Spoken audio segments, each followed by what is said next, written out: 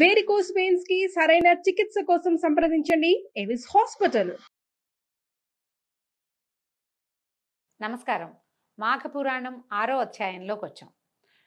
ముందు అధ్యాయంలో కౌత్సుడు వాళ్ళ అమ్మా నాన్న పెళ్లి సంబంధాలు చూస్తున్నారని, తనకి ఎట్లాంటి కన్య కావాలి, అసలు ఒక పెళ్లి చేసుకోవాలంటే కన్యకి ఎలాంటి లక్షణాలు ఉండాలి, అలాంటి అమ్మాయి వెతకాలంటే అలాంటి అమ్మాయి లేకపోతే మానేయమని కాదు, అమ్మాయిలందరూ ఇలాంటి లక్షణాలు అలవర్చుకోవాలని చెప్పటం.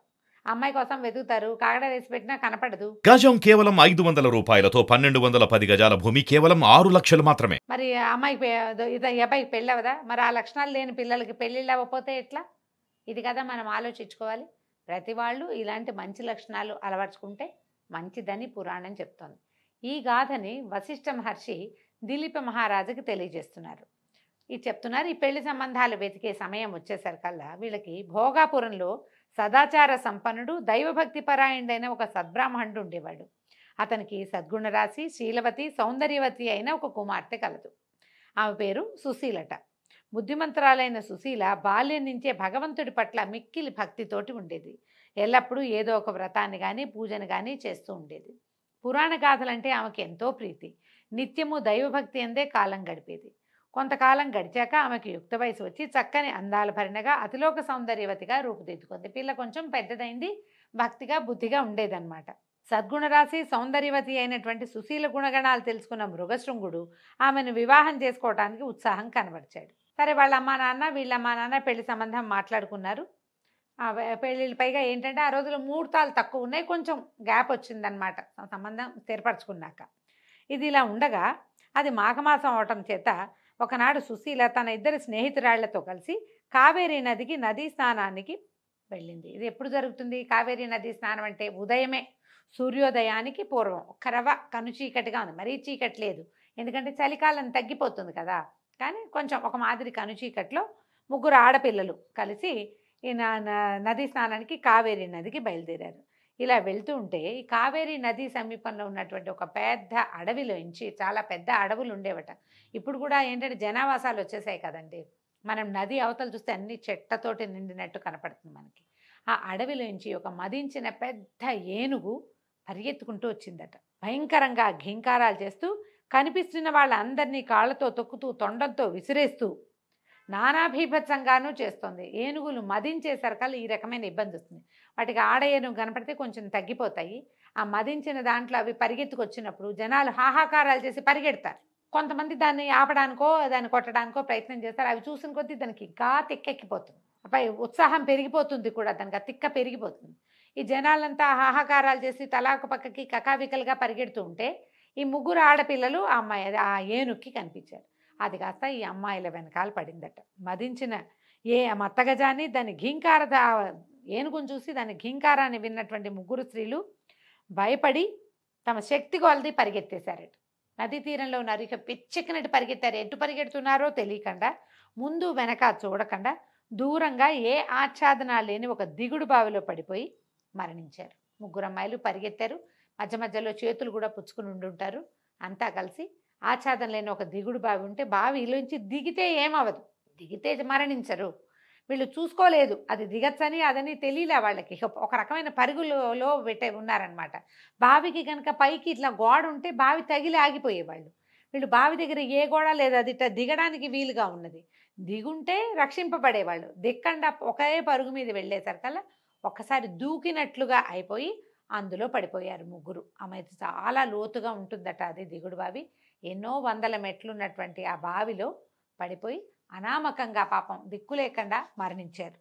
ఎప్పుడైతే ఈ ఏనుగు ఇట్లా పరిగెత్తుకొచ్చింది, కావేరీ నదీ తీరంలో ఉన్నటువంటి ప్రజలంతా కకావికలుగా పరిగెడుతున్నారని తెలుసుకుని రాజభటులు, రాజుగారి తాలూకు సంబంధించిన కొంచెం రాజప్రతినిధులు, ఆ ప్రాంతాన్ని పాలించేటువంటి చిన్న చిన్న నాయకులు అందరూ పరుగునొచ్చారు.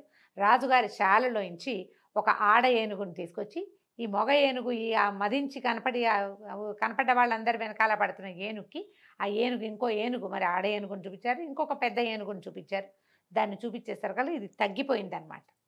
తగ్గిపోయిన ఆ ఏనుగుని బంధించి ఎవరెవరికి దెబ్బలు తగిలినాయో ఈ సంరక్షణ అంతా చేయటం మొదలుపెట్టారు.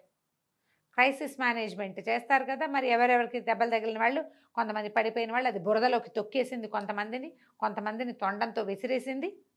కొంతమంది వాళ్లే పరిగెడుతూ ఏదో పక్కకి పడిపోయి కాళ్ళు చేతులు విరక్కొట్టేసుకున్న వాళ్ళు ఉన్నారు. నానా గందరగోళంగా తయారైంది నదీ తీరం అంతా. పొద్దున్నే కదా అందరూ మాఘ స్నానాలకు వచ్చిన వాళ్ళు చాలామంది ఉన్నారు. భక్తులు, తపస్సులు, యోగులు, మునులతో పాటుగా సామాన్య ప్రజానీకం కూడా చాలా ఉన్నది. ఈ మొత్తం అదంతా ప్రోగ్రామ్ అంతా సెట్ అయ్యి చూసేసరికల్లా ఇంకా చుట్టుపక్కల వెతికితే ఎవరో చెప్పారు, ఒక ముగ్గురు అమ్మాయిల దిగుడు బాబు వైపు పరిగెత్తారు అని. ఈ లోపల ఎవరెవరి సంతానము, పిల్లలో, ఇంట్లో ఉన్న వాళ్ళు, పెద్దవాళ్ళు నది తీరానికి వచ్చారో వాళ్ళంతా వెతుక్కుంటూ వచ్చారు.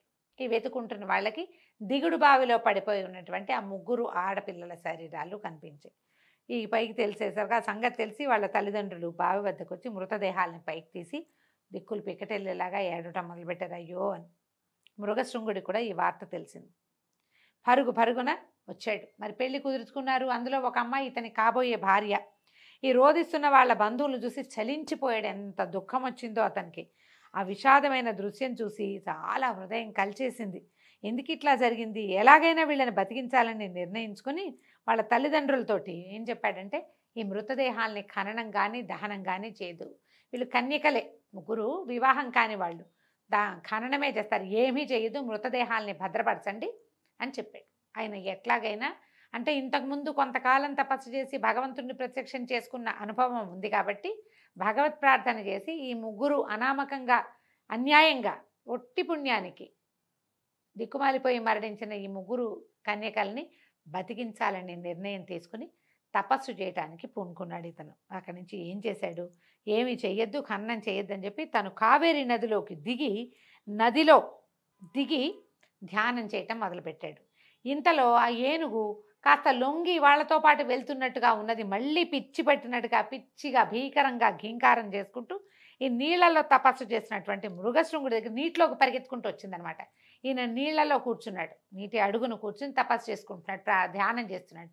ఆ ఏనుగు తనని పట్టుకున్న తాళ్ళని మనుషుల్ని విదిలించేసి ఒక పెద్ద పెట్టుని పిచ్చెత్తిన దానిలాగా నీళ్లలోకి కావేరీ నదిలోకి పరిగెత్తుకుంటూ వచ్చింది. ఆ రావడం లోపల తపస్సు చేస్తున్నటువంటి మృగశృంగుడి దగ్గరికి వచ్చింది. మృగశృంగుడు చెలించలేదు, భయపడలేదు. తదేక ధ్యానంతో ధ్యానమే చేస్తూ ఉండిపోయాడు. ఈ ఏనుగు ఏమనుకుందో ఏం చేసింది, ఆ తన తొండంతో ఈ మృగశృంగుడిని పైకి లేపి తన వీపు మీద కూర్చోబెట్టుకుంటాయి. ఏనుగులు చేస్తాయి కదా, కిందున్న తీసి తన మూపు మీద పెట్టుకుంటాయి. ఎప్పుడైతే ఈ పైకి పెట్టుకుందో ఈయన ఏమనుకున్నాడంటే, భయపడలా, ఇదంతా శుభసూచకమే, మన మంచికేనని ఆయన ఇట్లా నీళ్ళని చూస్తున్నాడు కదా, ఈ చేతుల నుంచి ఇట్లా నీళ్లు తీసుకున్న నీళ్ళని మంత్రించి ఏనుగు కుంభస్థలం మీద చల్లాడట. ఎప్పుడైతే చల్లి అక్కడి నుంచి ఏం చేశాడు, రెండు చేతులతో ఆ ధ్యానం కళ్ళు మూసుకునే ఉన్నాడు. ఆ ఏనుగు శరీరం అంతా చేతికి అందినంత మేర నిమిరాడు.